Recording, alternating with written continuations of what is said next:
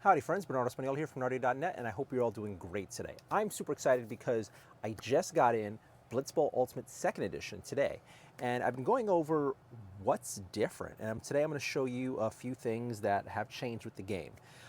Most notably, they added random event cards. So at the start of your turn, after you've already put down, this is an optional thing, but at the start of your turn, after you put down your first, the game, when you put down the first 3 challenge cards, you can then mix in 6 of these cards into the deck and play and hope for the best. In my opinion, I don't think these are very good. They've moved multi-ball from the challenge cards to the random event cards. And if you know me and the way I love playing, multi-ball should be on the field all the time. But let's go over a few of them, okay? So we have random event number 1, empty the bench. So here, all reserve players may make a free reserves action. That's okay, but really situational. Now, I think I would have preferred, maybe for the rest of the game, all reserves players are immediately brought back out onto the field. I think that would have been a crazy random thing to happen. Next, we have impatient coaches. So discard all active challenge cards, then deal 3 new challenge cards from the challenge deck. It's okay. I think with this, it should be normally just mixed into the challenge card deck. Like, I don't think this is something that needs to be there, but something that would just come up and you just reshuffle things. Trapdoor monsters. So here, choose a random trapdoor. Any player standing on that trapdoor is injured. Each standing or marked player adjacent to that trapdoor becomes prone. No armor check. If any of these players are holding the ball, it will bounce. I kind of guess random, but this is the whole point. I'm kind of okay with this one. Impatient coaches again. Now this is an interesting one. This is called Pitch Invasion. So I'll show you guys the cards real quick. So at this, each coach rolls a block dice for each standing, marked, or prone player from the opposing team. If a crunch is rolled for an opposing player, they are all injured and placed in the dugout. If they were holding the ball, it will bounce. Any other roll has no effect. I mean, it's very random. I don't know. It's kind of interesting. I think I would have preferred when the pitch invasion happens, everyone gets knocked prone and the ball bounces, instead of it being super duper random. I don't know. I'm kind of okay with this. I'm kind of not. Banana skins. So here, each coach chooses one standing but not marked opposition player. If any, the chosen player becomes prone. Do not roll an armor check. If they were holding the ball, it will bounce. Honestly, this kind of feels more like spiteful and a little too FU than actually fun. Let me know what you guys think. I'm being judgmental because this is the game I love. So I'm really nervous about any changes that might make it less fun. All right, so this one's called Get the Ref.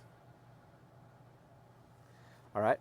For the remainder of the game, players making a foul action treat the spotted result as slipped, and to take that result as got them. Place this card next to the pitch as a reminder. As someone who doesn't really play the random events that often, this isn't that big of a deal for me. Or not the random events, the fouls. This isn't that big of a deal for me. It's okay. Meh. Next, we have generous coaches. Now, this is one that I think is interesting. So, here's a card. For the remainder of the game, whenever a challenge card is claimed or a touchdown is scored, the team scores 1 additional point. Place this card next to the pitch as a reminder. Now, this just kind of reminds me of some good old-fashioned fun, let's play around and throw our own rules down there to make things spicy, and I appreciate that. This is another interesting one. So here, this is called Crumbling Astrogranite Pitch. For the remainder of the game, when any player would make an armor check as a result of a block action, a -1 modifier applies to that armor check. Place this card next to the pitch as a reminder. Now, this can be devastatingly punishing to some teams and nothing for the others. Well, nearly nothing for the others. So this coming out will really screw over some. I don't know. I kind of like this one, and I kind of don't. I mean, it's fun having like a higher stakes game, and I was thinking about making a rule like this normally. Well, not really normally, but for events in Blitz Bowl when Jazz and I played, because as you guys may have known, I was thinking about making my own custom boards. And I was thinking about like an ice board, so everyone would be slipping more often, and this would work with that. So I'm okay with this. I'm kind of okay with this. It's an interesting one to add to the mix. Next, I love this one. Reset. And sadly, it looks like there's only one copy of this, which is like, no. Starting with the coach whose turn it is, both coaches remove all players on the pitch and in the dugout and place them in the end zone following the rules for setting up the game. Play continues with the coach whose turn it is, but when the event was revealed. All right, so this is a painful, fun, interesting challenge card. Now, it doesn't say anything about if you are holding the ball. So if you're holding the ball and you have to bring it back to your end zone when you're almost at the touchdown space for the other team, ooh, that kind of sucks. But if you just got the ball while, say, like trying to stop a touchdown at your end zone, now you still have the ball, but it's in a safer spot by your end zone. So I kind of dig this. I kind of really dig this. I wish there was another copy of this. And then we have 2 copies of good old-fashioned multi-ball. So let's see here. Let me double check this real quick. If there is a ball in play, a new one comes into play. If there is no ball in play, 2 new balls come into play. Follow rules for new ball and multi-balls in play. I'm always happy for multi-balls. I'm sad there's not 4 copies of this. I think when I play this, instead of just having the 6 in there, I will probably always have the 2 multi-balls, the reset, the generous coach,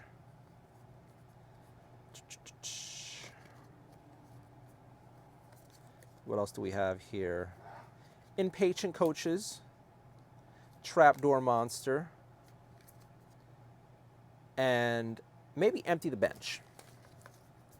So I think when we play, this is how we're going to do it. Multi-ball, obviously, and the more the better. This is just going to stay in the deck no matter what. Empty the bench, pulling out reserves, that's a fun random thing to happen. I mean, yes, it could benefit one side more than the other, but randomness. Trapdoor monster, choose a trapdoor. Any player standing on that trapdoor is injured. So I'm guessing whoever draws this card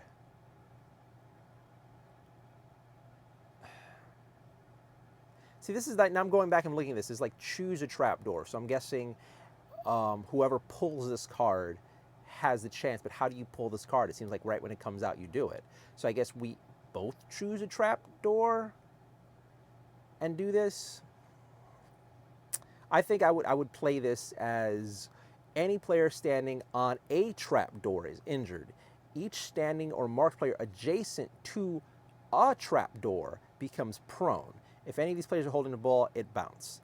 I think that works a lot better. I mean, it wouldn't be a Games Workshop game without some bad wording. The impatient coaches just shuffling the challenge deck is fine with me. The generous coaches one is fine with me. Adding extra points is great. Reset, I am considering taking this to Staples and making a copy of this, maybe 2. And like I said earlier, multi-ball, same thing with the copies. We need more of these. So that's what's new with the random events. I'm not loving it. I'm okay with it. I loved it more when these showed up on challenge cards because there was something great about earning multi-ball. Really great about earning it. And it was so random. It was amazing. It was amazing, especially the way we played, where the ball stayed out forever and you could have multiple multi-balls out there. It was everything for me. And everything else kind of seems meh. So, what else do we have new here, guys? Well, Rocky is now here. We have 4 new teams, and I will show you what they are. So first and foremost, we have the Norse team. The lineman has 6 move, 1 block, 4 throw, and 4 armor. Their beer boar has 5 move, 1 block, no throw, and 6 plus armor. Now, also the lineman also had 4 plus, sorry about that.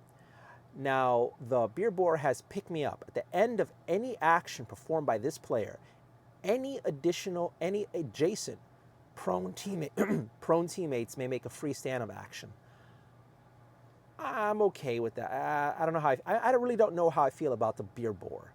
If the beer boar had 1 free action during a turn, maybe, and maybe he had no block dice, so he was just going around and healing your team members, but using an action point on him, I don't know. I don't like it. It seems wasted because at the end of any action performed by this player, any adjacent prone teammate may make a free stand-up action. So maybe this could be used when, let's say there's a guy in the end zone who's blocking a touchdown, one of your team members, and he was just knocked out, so the next turn the guy's going to be able to run right in. Well, picking him up might give you a stand-up action if you were otherwise unable to make him stand up. That's the only time I see this as worthwhile. Hopefully I'm proven wrong, and this is an amazing card. Next, we have the Berserker, this sexy beast over here. He has 6 move, 1 block, 4 plus throw, and 4 plus armor. He's an offensive specialist. When this player makes a block action, you can choose to re-roll the dice. That's fine. The Valkyrie, this woman, has 7 move, 1 block, 3 plus throw, 4 plus armor. She has safe hands. If this player is knocked down whilst holding the ball, you can choose which adjacent square the ball bounces into instead of rolling a d8. I'm totally okay with that. And then we have the Ulf Werner. The weird one. He has 6 move, 2 block dice, 6 plus throw, and a 3 plus armor save. He has Frenzy. When this player makes a mark action, they may make a free block action against a player they are now marking. So I appreciate the wording here that makes it like you have to make the block action. You can't just, be next to someone and get a free block. So I like that.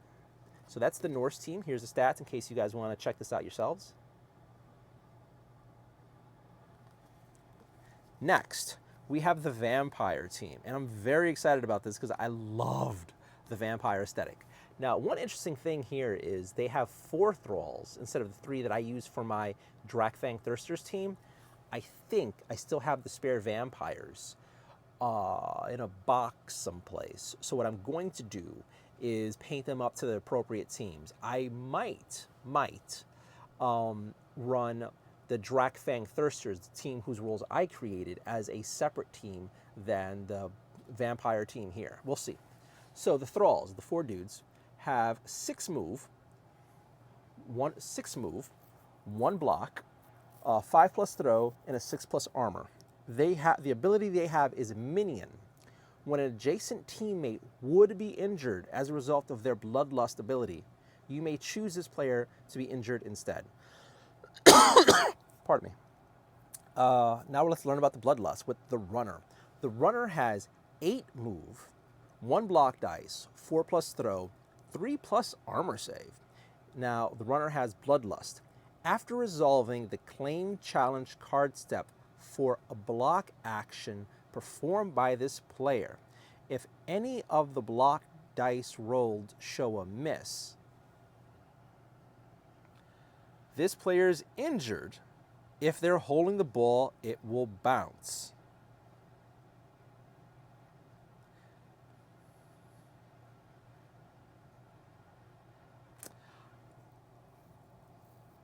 Oh, that's horrible.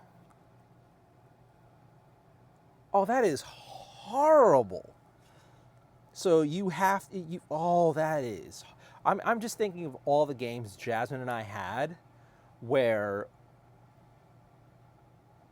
we had like a craptacular rolls, or you get like,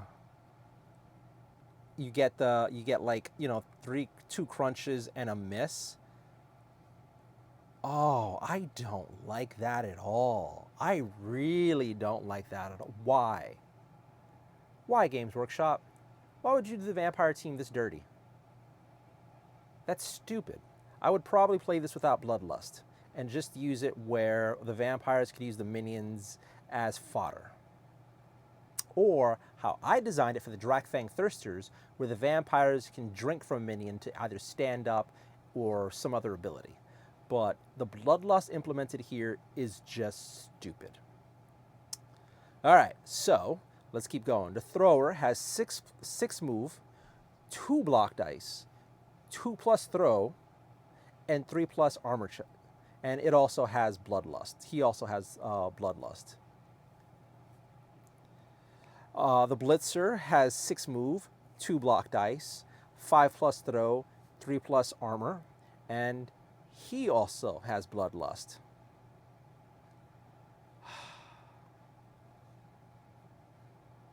So, Waifu Runner seems like the star here with the 8 move and 3+ armor. That's just going to be wonderfully powerful. I don't like the Bloodlust mechanic. I really don't. Guys, what do you think? Let me know. Oh, they also have emergency reserves of 4. Sorry about that. And, ooh, the Norse team has an emergency reserve of 3. So, vampire team. Oh, bad design. Just bad design. I'm most likely not going to play them the way Games Workshop wants me to play them. Now we have the Amazon team. We start off with the emergency reserve of 4, so you guys know. So we have 3 linemen. Sorry, Eagle Warrior line women. I actually like that they did that. I actually really like that they did that. So the Eagle Warrior line women have 6 move, 1 block dice, 4+ throw, and 4+ armor, and no other special abilities. That's okay. The Python Warrior Thrower, the waifu with the snakeu, has 6 move, 1 block dice, 3+ throw, and 4+ armor. She also has handling skills. Whenever this player is moved into a square containing the ball, they pick it up as though they were making a run action. You know, it's kind of funny, like they're smart enough to use the woman for, I mean, I'm sure they just copy paste it, but I kind of wish they put, whenever this player is moving to a square ball, she picks it up as though she were making a run action, but, you know, hey, I still respect the old ways. Next, we have the Piranha Warrior Blitzer. She has 7 move, 1 block dice, 4+ throw, 4+ armor, hit and run. This is an interesting one. After this player makes a block action, they may make a free run action of up to 2 spaces. This run action may be made if they're adjacent to an opposing player. Now,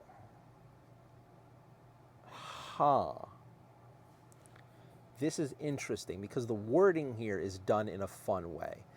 So after this player makes a block action, actually, wait a minute, I just saw something interesting.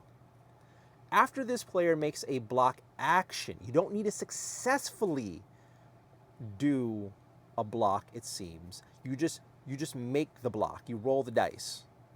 And if let's say you're not tackled, how does this work with tackle? Oh man. They may make a free run action. So you can't So I could run, mark, block, and then run. 2 spaces. But I can't mark again. But when this player makes a block action,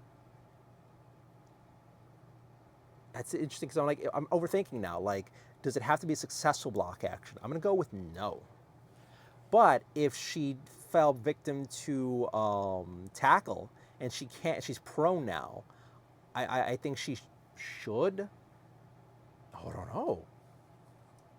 Does tackle mean nothing to her? I'm curious. Hey, guys, let me know in chat what you think. I'm not in chat, in the comments. Okay. We're going to go to Jaguar Warrior Blocker. She has 6 move, 2 block dice, 4+ throw, and 3+ armor. She has defensive. Opposition players adjacent to this player, can never assist a block action. That's a strong one.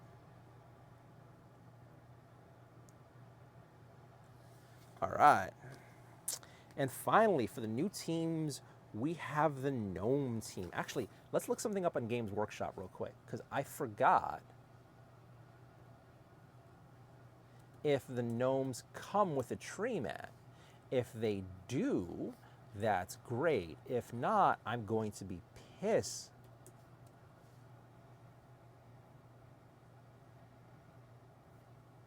Uh-oh. Uh-oh. Oh, wow, this is all sorts of fail here. One, the Gnome team, they raised the price, and they're now $67 US. Oh, no. Oh, no, God, no. This is Australian. Oh, heck. It's $52, which went up, but at least we're not Australia. So this makes me sad. The Gnome team here has a tree man, but the Gnome team you buy from Games Workshop doesn't come with a tree man. That's dirty. What I would do instead of buying the tree man is, if you look at the Gnome team on Games Workshop's website, it comes with a score marker that is a little mini tree man. So what I would do is put the little mini tree man on the Gnome coin. Let's see. So the coin that comes with the Gnome team, I would put their marker of a tree man on the coin and use that as a proxy for the tree man, because it is dirty.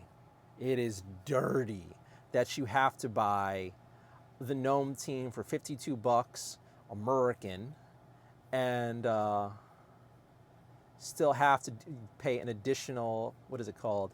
Let's see how much the tree man costs in Games Workshop, because that's kind of an issue. That's a huge issue. And of course, their website's broken now. Great. Oh my God, screw Games Workshop's website. I think it's like $35, $40. So let's see, tree man. $35.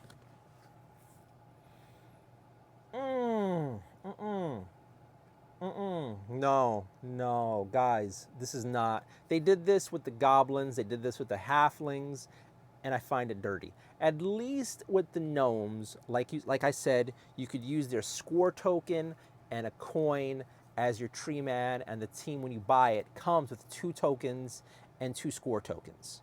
And yes, you don't have your score token, and you don't have your official coin for the team, but you're saving $35. I think that's how I'm going to handle it. I mean, unless I can get a painting I'm in the mood for a painting project later on, I'm not paying that money for an extra team member. I'm just not. But let's go into it. I'm sorry, guys. I'm a little salty over that. I don't like being nickeled and dimed that way. And at least include it in the box, right? What do you know? Let me know in the comments. What do you think? All right, so the Gnome team. We have linemen. We have 4 linemen, 1 illusionist, 1 beastmaster, and a woodland fox, and a tree man, if you can afford it. Or you proxy it. So the lineman has 5 move, 1 block dice, 4+ throw, 6+ armor. All right, illusionist has 5 move, 1 block dice, 3+ throw, 6+ armor. So the illusionist has a special ability, Dump Off. When this player is chosen as a target of a block action, they may interrupt the action and make a free short throw or handoff with no modifiers, even if they're marked.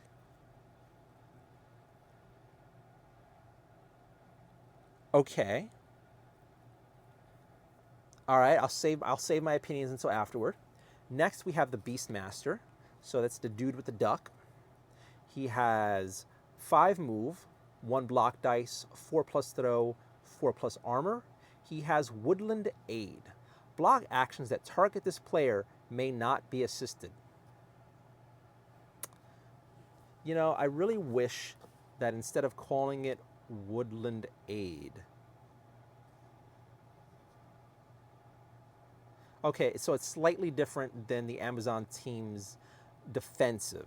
Here, it's block actions that target this player may not be assisted. So he's a little harder to take down.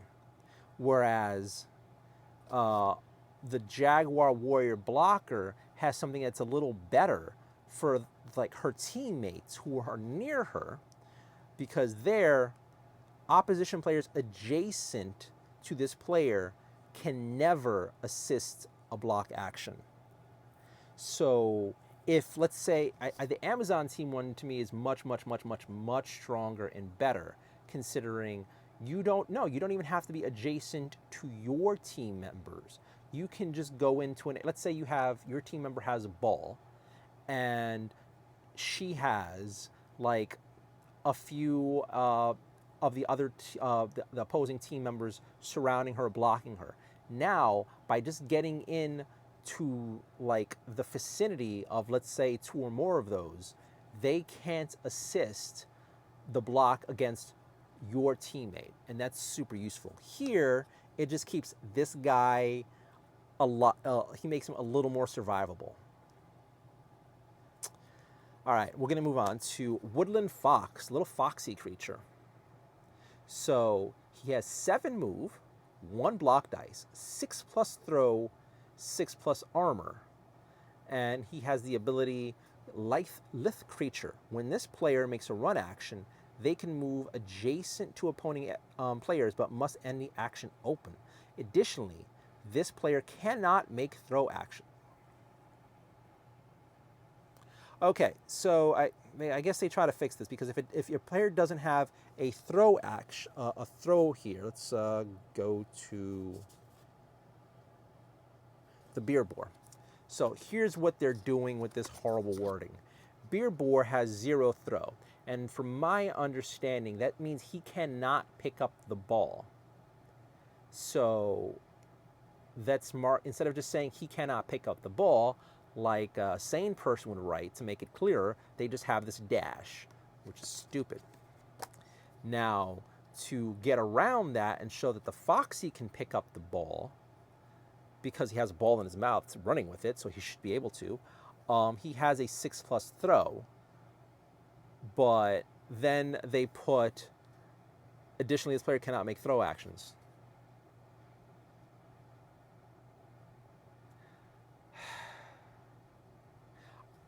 I would rather they put the line in the throw here for both the Beer Boar and the Woodland Fox, stating that they can't throw the ball, and that would kind of make sense. And then put something in the descriptions of what they can do, saying this player cannot pick up the ball. There's space in the card, and this one, you don't need to, because he's carrying the freaking ball. Why? Now, my opinion on the Gnome team seems pretty underpowered. I was actually considering going to Games Workshop right after I filmed this and picking up the Gnome team so I would have the collection of things. And I'm a little hesitant now because, well, I actually have 2 proxies for the Tree Man. So I can just use what I have, or I can do what I said and use the point icon as that. But for their craptacular move and their crappy armor, I'm sorry, I missed the last one. The Tree Man, sorry about that. So the Tree Man, $35, Games Workshop, American, has 2 move. What? 2 block dice, 5+ throw, and 2+ armor. Okay. When this player he has Hulking Brute. When this player makes a block action, treat results of the block dice of tackle and smash as crunch. In addition, if this player is target of a block action, treat results of shove as miss. So thematically, I love that you can't shove a tree. I love that. The 2+ armor makes sense. The 2 move is just brutal, guys. It is just brutal. This actually has me looking now if the halfling team, if they nerfed, is the tree that bad there? Oh my God, let's go through this, guys. I did not check the rest of the cards to see if there was a difference. Right now, I'm just looking for what's new. If there are any differences with the rest of the team, I'll do a follow-up video so you guys can see that. But when I was glancing at it before, everything looked the same. Okay, so the halfling does have the exact same stats for their tree man. And another reason why I never bought the halfling team too is they also seem to suck stats-wise. Meanwhile, the troll and the goblin team still has a 4+ move. Wow. It's almost like they don't want you to buy these teams. I don't get it. Guys, hear me out. I don't get it. I don't get it at all. So let's see. You know what? Since we're here right now, I'm going to look up the halfling team for the last edition.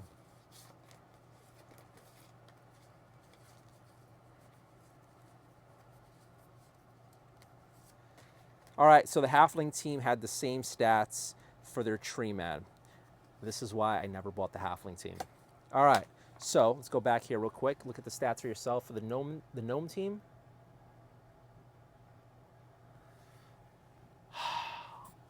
I'm not sure how I feel about these little guys. I would have preferred it. I really, really, really would have preferred it if the gnome team all had for their craptacular stats, because it seems like they're like another flavor of halfling. Linemen have 5 moon, illusionist has 5 move, hefty has illusionist and catcher both have 5, beastmaster and hefty both have 5, woodland fox has 7, so that's a big improvement. Linemen both have 6+, illusionist and catcher both have 6+, the beastmaster and their hefty both have 4+, and it seems like the gnome team is slightly better than the halfling team, because while they both have the exact same tree man, the gnome team has the woodland fox with a whopping 7 move. So if you had to pick 2 of these teams, let's see.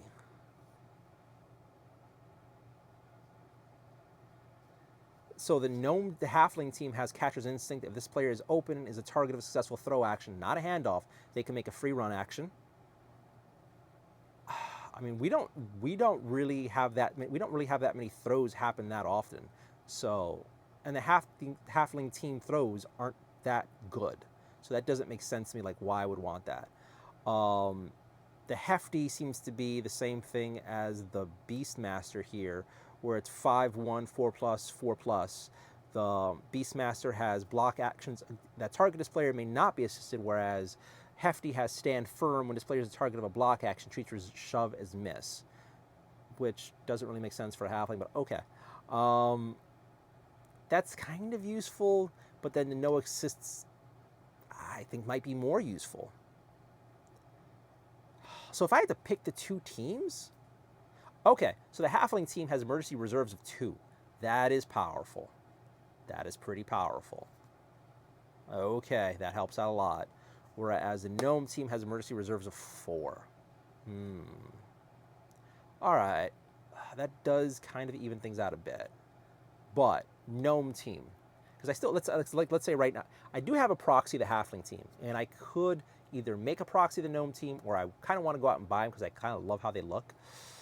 I don't know here, guys, but Gnome team. This went for I'm buying this today to I'm going to sit on it. I wish they all had Dump Off and Woodland Aid.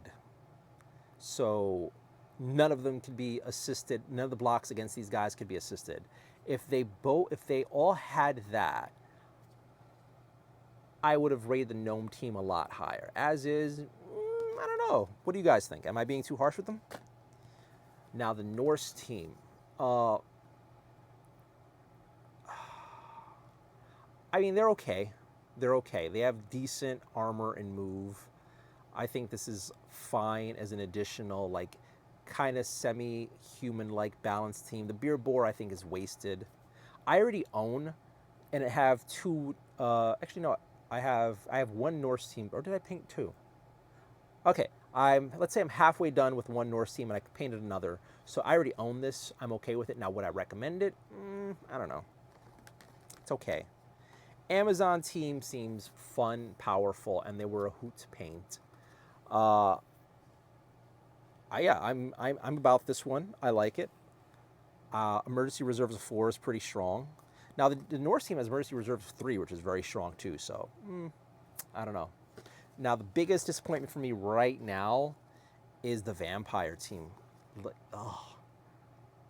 The Bloodlust is just such a stupid ability. I don't like it, guys. I really, really, really, really don't like it. I don't know. So that's what I spotted that's new so far in the game. If there's anything else, I'll go through it later on. But once again, give you guys a quick preview of the new cards, the new random events, my thoughts. Let me know, do you feel the same? Do you think this justifies the new edition? I don't know, guys. Like, part of me is like, yeah, I'm happy to have new teams and official rules for them, even if some of them might be disappointing. The new random event mechanic,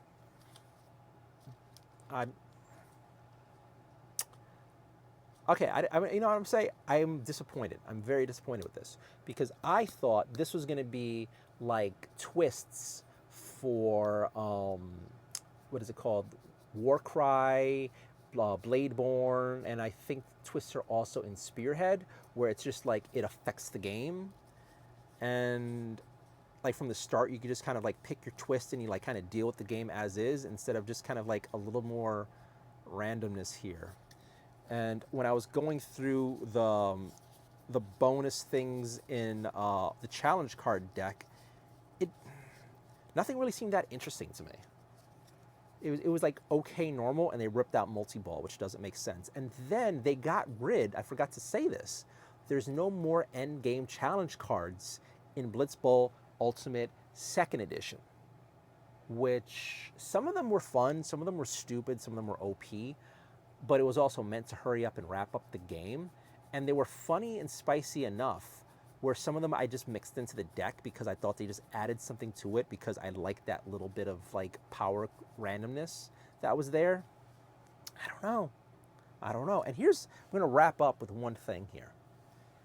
The Barnes & Noble website lists the game as Blitz Bowl Ultimate 2nd Edition, but it doesn't say it on the box, and it doesn't say it, I'm pretty sure, anywhere in the rule book or anything else. So this just seems like a slight refresh, and I kind of worry about people looking to buy Blitz Bowl Ultimate 2nd Edition and then accidentally buying the previous edition. I mean, granted, they look slightly different, but would it really have killed them to write 2nd Edition on here? I know it's a convoluted way of doing it. I think I would have called it Blitz Bowl Ultimate 2nd Season. I think that would have made a lot more sense. Or something to really differentiate these things. I mean, both are fine. I'm going to try to do some battle reports with this later on tonight so we can get some of these done for you guys as soon as possible. And yeah, if I spot any more differences, I'll be sure to let you know. I just got this game a few hours ago and started trying to upload and make content. So that's all. Have a good day. Thanks for watching. Please like, subscribe, hit the notification bell. And if you really like and appreciate the content, please support us with channel memberships. We really need the help, and every little bit counts. Thank you so much. Have a great night, and I'll see you guys later. Bye.